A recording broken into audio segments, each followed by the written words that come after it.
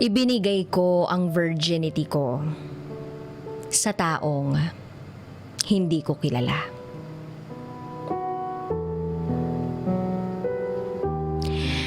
Magandang hapon, DJ Rocky.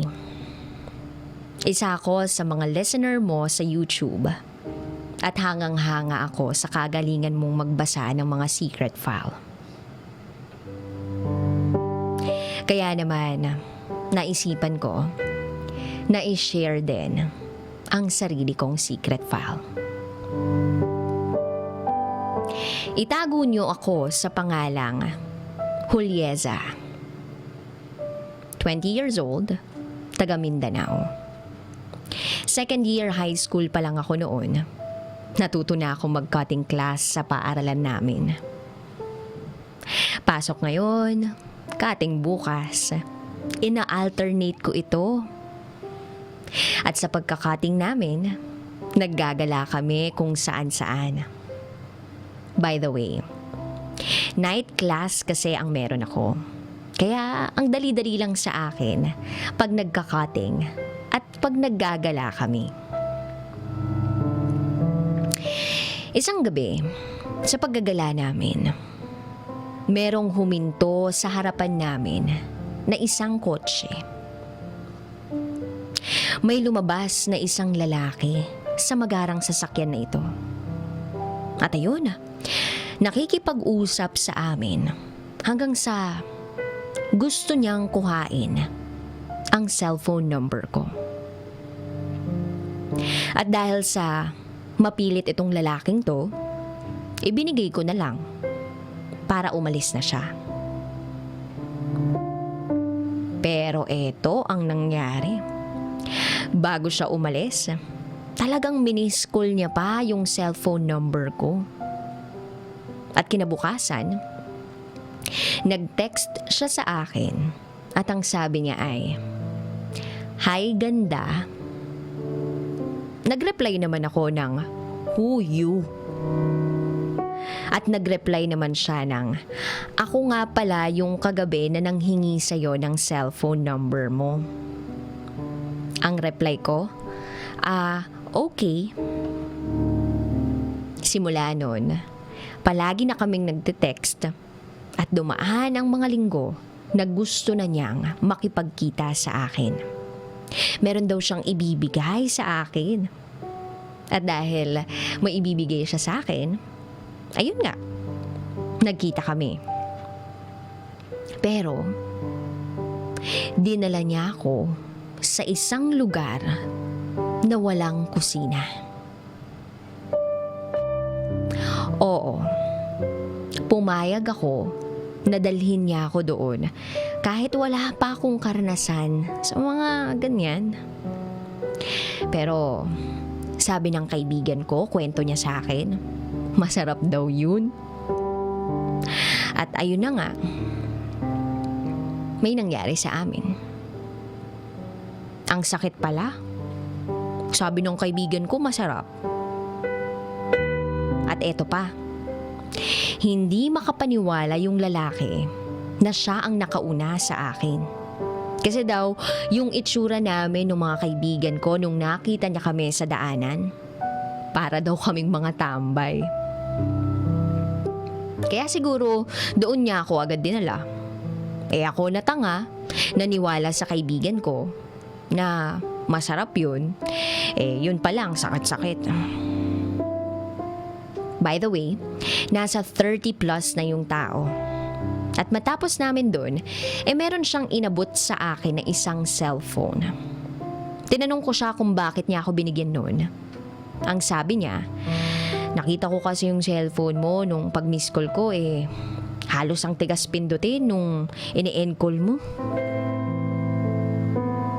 Kaya ayun nga, dumaan ang mga ilang buwan.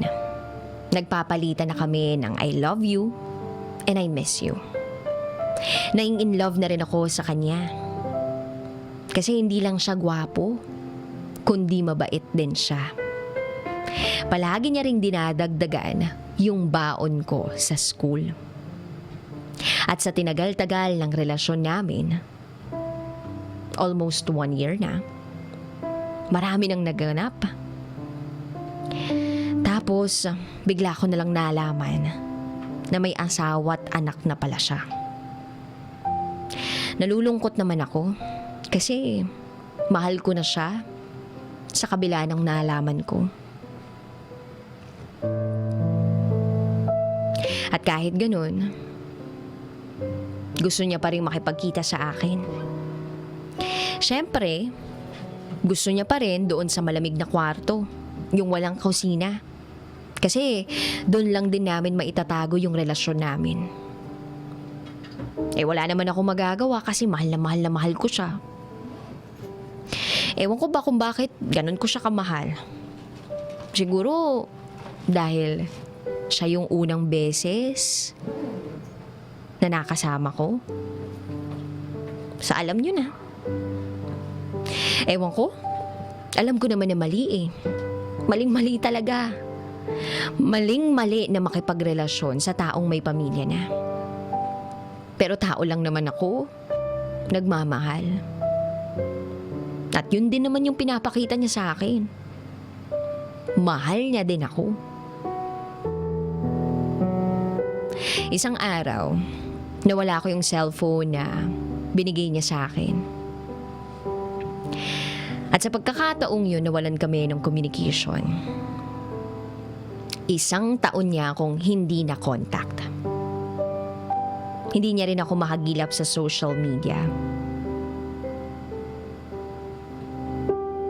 Kasi pinili ko talagang mag-disguise sa social media.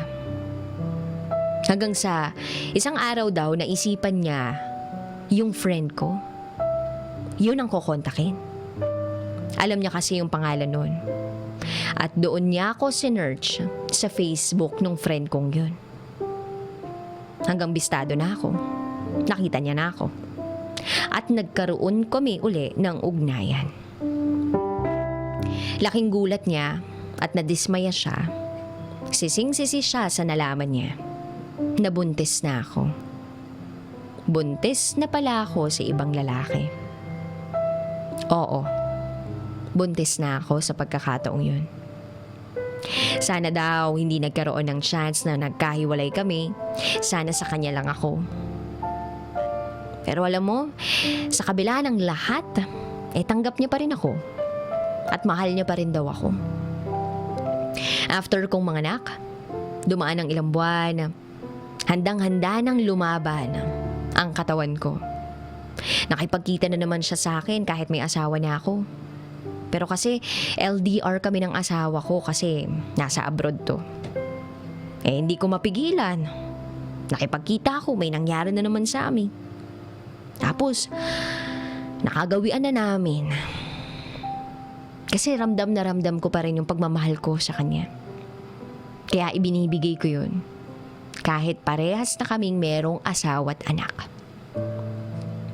Nalulungkot ako kasi bakit hindi na lang kami yung magkatuluyan?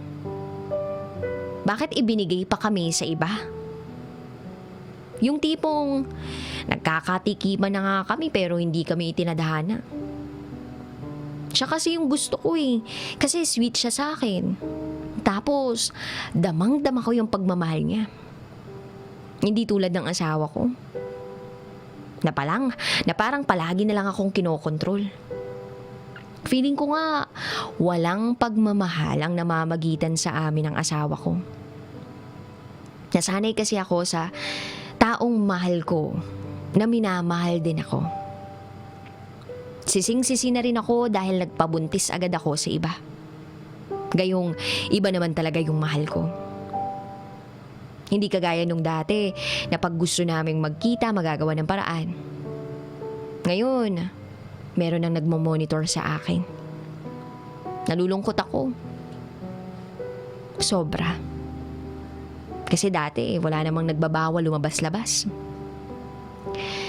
Pero mahal ko rin naman yung asawa ko. Kahit kinokontrol niya ako. Pero iba eh. Mas mahal ko talaga yung taong bigla na lang dumating sa buhay ko. Hindi niya ako iniwan. Tsaka tumutulong din siya sa mga pangangailangan ko sa bahay. At lalo na sa baby ko. Alam kong mahal niya ako. Pero nararamdaman ko rin naman na mas mahal niya talaga yung babaeng pinakasalan niya. Kasi nga, hindi niya maibigay sa akin yung apelyido niya. Masakit. Napapaisip na lang ako na bakit naman ganun? Bakit ako yung girlfriend niya? Ako naman yung nagbibigay ng ligaya sa kanya. Bakit hindi ko siya pamang-may-ari?